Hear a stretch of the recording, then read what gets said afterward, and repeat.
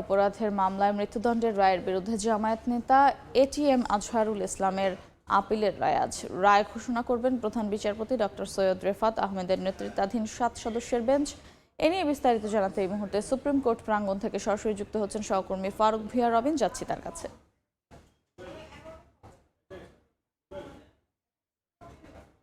ATM আজহারের যে আপিলের রায়টি সেটি আজকে সুপ্রিম কোর্টের আপিল বিভাগের 1 নম্বর কার্যতালিকায় 1 নম্বরে রাখা হচ্ছে। তো সেই হিসাবে যেটি ধারণা করা হচ্ছে যে হয়তোবা যে খুব অল্প সময়ের মধ্যেই জানা যাবে যে রায় কি হতে যাচ্ছে। তবে এরই মধ্যে আমরা যেটি দেখেছি যে জামায়াতের কেন্দ্রীয় নেতারা এবং এটিএম আজহারের আইনজীবীরা তারা কিন্তু এরই মধ্যে আদালত অঙ্গনে প্রবেশ করেছেন। এবং যদি আপনাদেরকে জানাতে চাই, জামাতের নায়েবে আমির ডক্টর সৈয়দ আবদুল্লাহ মোহাম্মদ তাহির সহ জামাতের অনেক নেতাই কিন্তু এই আদালতে এসে উচ্চ আদালতে এসেছেন, সর্বোচ্চ আদালতে এসেছেন। এবং যদি আমরা বলতে চাই যে তার যে আইনজীবীরা রয়েছেন তারাও কিন্তু অল্প কিছু সময় আগে তারা এজলাসে প্রবেশ করেছেন।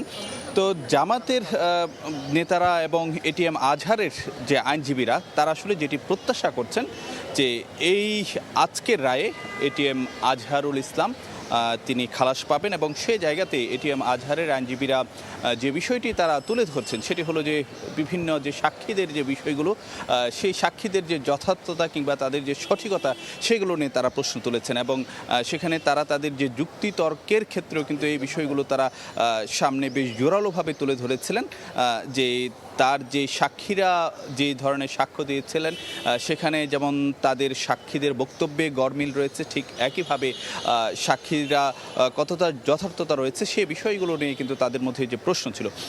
আরেকটি বিষয় যদি আপনাদেরকে জানাতে চাই যে এইরকম একটি পর্যায়ে অর্থাৎ মানে রিভিউ পর্যায়ে গিয়ে ফের আবার আপিল শুনানিতে ফিরে আসা বা সেটি কিন্তু বা আপিলের অনুমতি পাওয়া সেটি কিন্তু বাংলাদেশের যে আদালতের ইতিহাসে এটি কিন্তু বলা যায় যে এক প্রকার নজিরবিহীন একটি ঘটনা।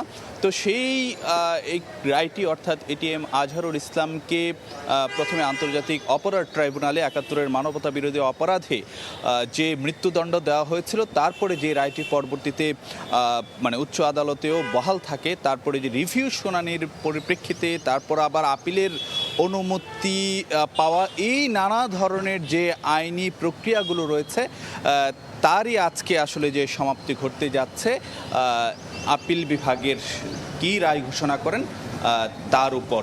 তো এই ছিল আমার কাছে সবশেষ খবরাখবর। সরাসরি যুক্ত ছিলাম সুপ্রিম কোর্ট প্রাঙ্গণ থেকে।